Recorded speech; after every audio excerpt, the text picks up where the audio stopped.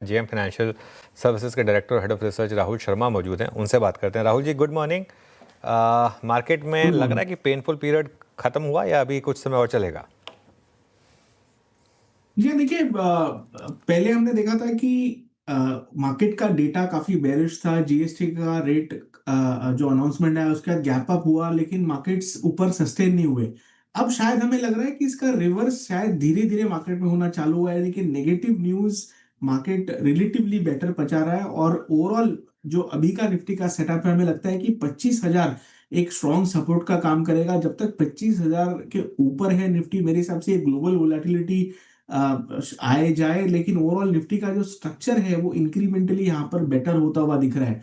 हम अक्टूबर महीने में है जहां पर अर्निंग सीजन शुरू होगी, तो काफी सारा फोकस वहां पर रहेगा। और एक पॉसिबिलिटी है कि अक्टूबर या नवंबर, मोर लाइकली नवंबर, यूएस के साथ ट्रेड डील भी अनाउंस हो।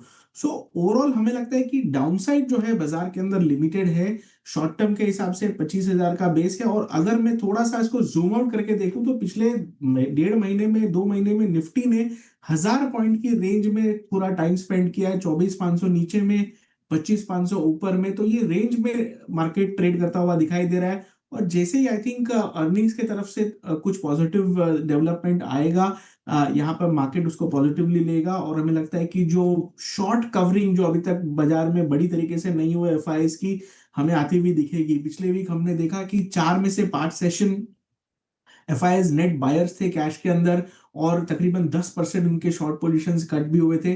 तो आई थिंक धीरे धीरे मार्केट जो है, टेक्सचर्स मार्केट का डेफिनेटली इंप्रूव होता हुआ दिख रहा है। अब अगर आज का सेशन का हम बात करें तो बैंक निफ्टी मेरे हिसाब से वो इंडेक्स है जो रिलेटिव आउट परफॉर्मेंस दिखा रहा है। यानी कि हमने गैप डाउन देखा, निफ्टी 100 पॉइंट डाउन है, लेकिन इस मार्केट में भी बैंक निफ्टी अभी भी लीड कर रहा है। और मेरा ये मानना है कि बैंक निफ्टी का जो मूव चालू है तकरीबन 10 सेशन पहले, इसमें और अपसाइड है। अगर ऑप्शंस चेन देखें तो 57,000 के स्टैडल पर सबसे बड़ा पोजीशन है। तो जैसे ही आई थिंक 57,000 क्रॉस होगा, और एक round of short covering bank Nifty में आता हुआ दिख सकता है। तो बाय ऑन डिप की रणनीति रखे बैंक निफ्टी में।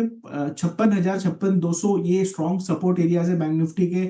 इन लेवल्स के आसपास बाय करे। और जो आज का जो डे लो है वो 5 दिन का मूविंग एवरेज भी है, तो वहां पर भी एक शॉर्ट टर्म ट्रेडर्स के लिए सपोर्ट है। और ओवरऑल मुझे लगता है कि बाय ऑन डिप की रणनीति बैंक निफ्टी में रख के हम चल सकते हैं। पोजिशनली हमें लगता है 57,800, 58,000 तक के टारगेट्स बैंक निफ्टी में आते हुए दिख सकते हैं।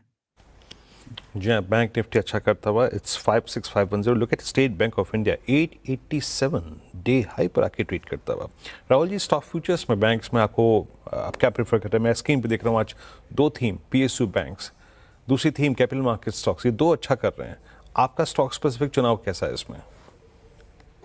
जी हाँ, मैं यहाँ पर इनफैक्ट प्राइवेट बैंक के साथ जाना चाहूंगा। इनफैक्ट इंडसइंड बैंक का सेटअप हमें यहाँ पर बहुत अच्छा लगता है। स्टॉक ने अपने मीडियम टर्म चार्ट्स पर रिवर्सल दिया है पिछले 2 सेशन में, और अगेंस्ट फॉलिंग मार्केट ये स्टॉक ने इनफैक्ट आज एक हायर हाई लगाया। और पोजिशनली मुझे लगता है कि 840, 850 के लिए यहाँ पर टारगेट्स ओपन अप हुए हैं। तो डिलीवरी में बाय करके चल सकते हैं, पोजिशनली बाय करके चल सकते हैं। स्टॉप लॉस लॉन्ग पोजीशंस के लिए रहेगा 740 का, और रिस्क रिवॉर्ड जो है लॉन्ग्स के लिए यहाँ पर काफी फेवरेबल है। तो इंडसइंड बैंक हमारा टॉप पिक रहेगा बैंक्स में। दूसरा एक स्टॉक जो कि हैवी वेट है, जिसने पिछले महीने 1.5 महीने काफी करेक्शन में बिताया है, वो है इंडिगो। इंडिगो में हमें लगता है कि बेस फॉर्मेशन पूरा हो चुका है। 5700 के आसपास स्टॉक ने अच्छा खासा कंसोलिडेशन दे दिया है। और क्रूड ऑयल फॉलिंग प्राइसेस के साथ आज हमने देखा कि स्टॉक ने इनफैक्ट 5800 का लेवल भी क्रॉस किया। पोजिशनली मुझे लगता है कि ये स्टॉक एक नया हाई लगाने के लिए तैयार है। तो ये जो हमने तकरीबन 10% का करेक्शन देखा है स्टॉक में तकरीबन महीने 1.5 महीने पहले, उसके बाद ये एक अच्छा अपॉर्चुनिटी है इसमें इन्वेस्टर्स को, ट्रेडर्स को वापस एंट्री करने का। तो इंडिगो को बाय किया जा सकता है। मुझे लगता है कि आने वाले 2 से 3 महीने में आपको तकरीबन 6500 तक के लेवल्स इंडिगो में देखने को मिल सकते हैं। तो डिलीवरी में बाय करने की राय रहेगी इंडिगो के लिए। और शॉर्ट टर्म के लिए हमें लगता है कि इंडसइंड बैंक को बैंक्स में प्रेफर किया जा सकता है। ओके, चलिए, ये समय आपके लिए कुछ टेक्निकल ट्रेड्स। शुक्रिया राहुल जी आज हमारे साथ जुड़ने के लिए थैंक और यू, हमसे बात थैंक यू। करने के लिए। इस शो